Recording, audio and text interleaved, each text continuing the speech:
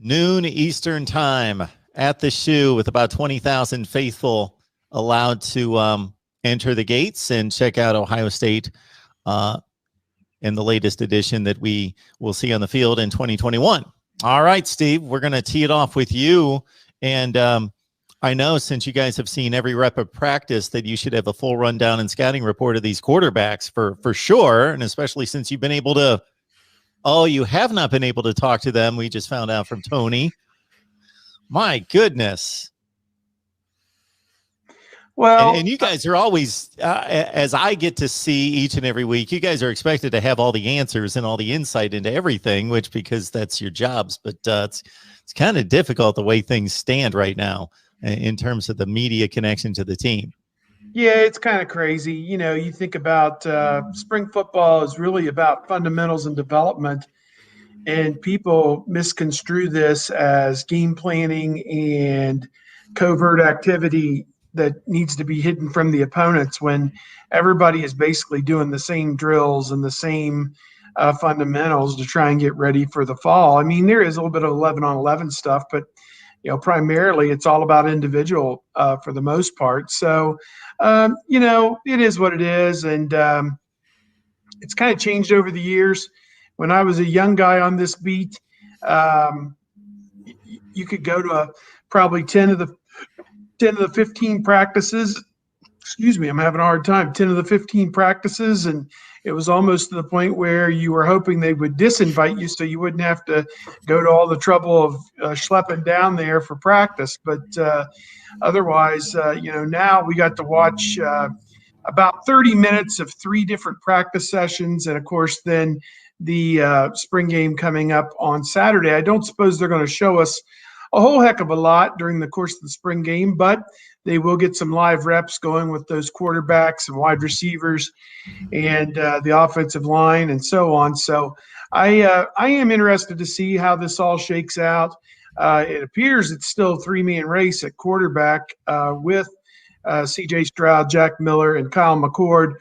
From what we could tell, basically splitting all the reps evenly during the drill work, at least that we saw. Maybe that's not the case in the scrimmage situations. It's hard to say. But, we put a video out there and a comment that Julian Fleming was running with the 3s, and he was one of the top wide receivers in the country last year. People were like, he is, quote, buried on the depth chart, probably going to transfer, saying stupid stuff like that. And I have to come back with, well, first of all, who's he playing behind? 6 pretty good players. Secondly, they readily admit that they change these guys within each group every day to give guys different amounts of reps and with different groups every day. And so it's just a snapshot. 1 30-minute segment out of 20 hours, or rather 30 hours of spring football isn't going to give you the full picture. There could be a day, this week where he's working with the 1s instead of the 3s. You just don't know. So, again, don't read too much into it. Don't get too wrapped around the axle, but plenty to take a look at this Saturday, I think. Yeah, and keep in mind, guys have little various injuries and dings that they're dealing with that moves them up and down the depth chart. And, I wrote in my weekly chat today that I think so far, like C.J. Stroud has maybe thrown the worst of the balls that I've seen this spring. But keep in mind, I've seen about 20 total passes. So make no judgments based on anything I've seen on the quarterbacks because we haven't really gotten to see much. And, you try to extrapolate that, but it's such a small sample. And as Ryan Day says, these guys aren't trying to win it each day. They're just trying to continue to move forward. And then, you try to decipher what they show us, and they're only going to show us the good stuff. But when they are showing us the good stuff, that means something bad is happening to the other side of the ball. So there is still that. But, we'll just, as we talked about, Mark, last week, don't make too much of what happens with the quarterbacks in this spring game because we can go right back to Justin Fields last year, 4 for 13 for 131 yards and a touchdown. And the 1 touchdown went for 98 yards. So other than that, he was 3 for 12. And so I expect more passing yards from the guys this week. And it's just always interesting to me when you'll see somebody base their entire premise of how the quarterback situation is based, well, Joe Burrow threw for 180 yards in the spring game, and he looked really good. And it's like, well, that's fine, but this is one of 40 practices, and it's certainly not the most important one. I will give these two gentlemen their proper introductions. We got Steve Hellwagon in the middle there from 247 Sports Bucknuts, Tony Gerdeman from Buckeye Scoop, and yes, Louis Papp. We take no prisoners here. We're going to knock them dead. Here we go. Wayne, others, we always appreciate your encouragement. Thank you so much for all that you guys do. Of course, leave your comments, your questions, anything that you've got for us in the live chat. Otherwise, we're going to just run through what this could look like on Saturday and what it most importantly means.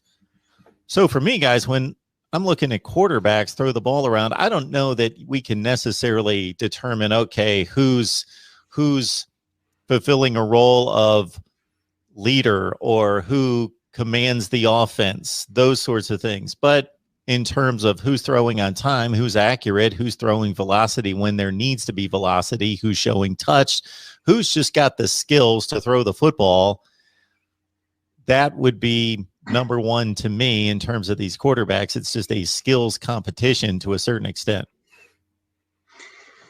Yeah, I agree. I think that, they grade every play, every throw, and they will come up with who they feel has performed the best in spring practice. I think a lot of it's command of the offense. It is a thick playbook, and I think that you have to, in some ways, accept and understand that there's a lot that goes into this, and it's more than just making a throw on time and getting the ball out. It's leading the offense. It's getting them in and out of bad plays, and it's moving the sticks. That's what it's all about, whether it's running or throwing, whatever it may be.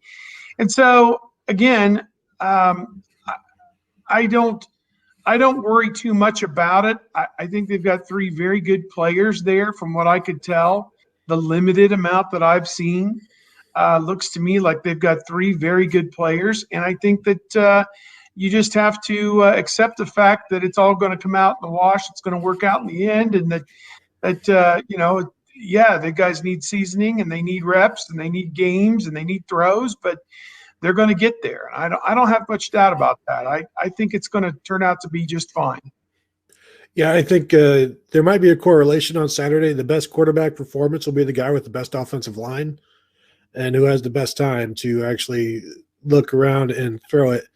So I'm looking forward to it as well. Like, this is our first chance to see these guys throw the ball. C.J. Stroud and Jack Miller have not thrown a ball in college football, and they didn't have a spring game last year. And we got to see them in one practice throw the football last spring. So I'm looking forward to just learning more about what they can do. And we've seen a little bit in spring, and they all look, as Steve said, very capable. Like, it seems strange to say, but I have other positions of concern on this team higher than quarterback, even though these guys have no experience. It's just you assume, they're talented, and you assume Ryan Day is going to get them in a spot to produce. And then also right now there's depth. So if one guy can't do it, you give the other guy behind him a shot. And if somebody gets hurt, they have more options at quarterback this year than they did last year and the year before. Now, the one main option they had last year and the year before was way above anything else.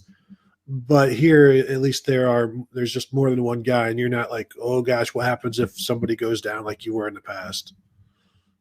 After watching a few of these spring games, the one component that I wish they would institute is to take away this one-hand tap, at least make it two-hand tap or secure the court, something, because you see quarterbacks who are clearly eluding the tackler, the would-be tackler, the would-be toucher, and, there's a fingernail on a jersey sleeve and he's down.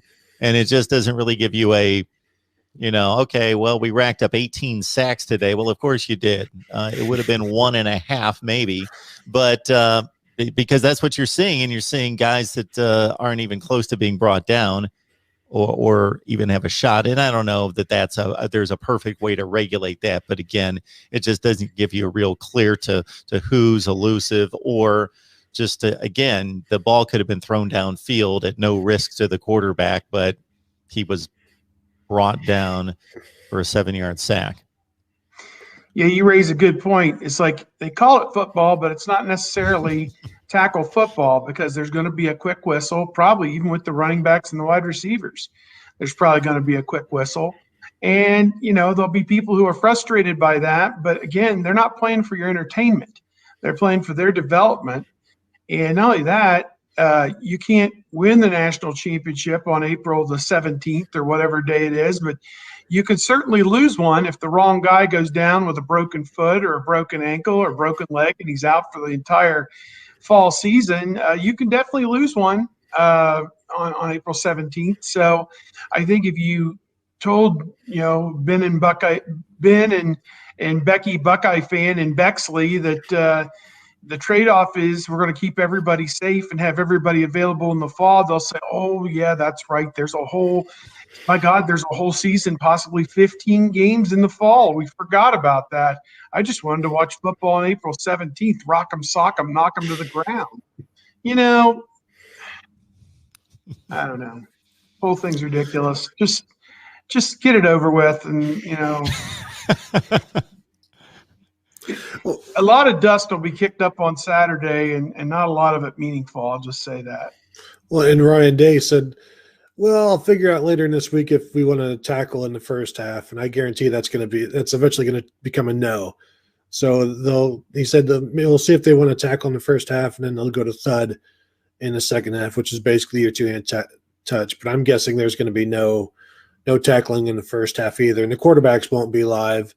I think you already said that this spring, that there's no way they're going to have any live quarterbacks other than, maybe, they wouldn't even have a scout team yet. So don't expect anything. And this is an opportunity for a defensive end like Zach Harrison or Jack Sawyer to pick up a bunch of sacks, or Darian Henry Young, one of these young guys, because it's just, if you get in the vicinity, they're going to blow the whistle, and then you just add that to the box score. Yeah, I think Steve had a lot of good things to say, and I'm right there with you, Steve. I think it's basically watching quarterbacks throw the ball and watching wide receivers and DBs match up. And can the DBs stay with what could be the best wide receiver core in the nation, considering the issues that they had last year? I'm going to be locked in on that. The line play, and especially as it pertains to the running game, is pretty insignificant. Well, the other thing is you've got an offensive line that may be split up, completely. And Thayer Munford may play 2 series. Nick Petit-Frere was out when we saw him on Monday, so they said he'd be back, but he may not play much.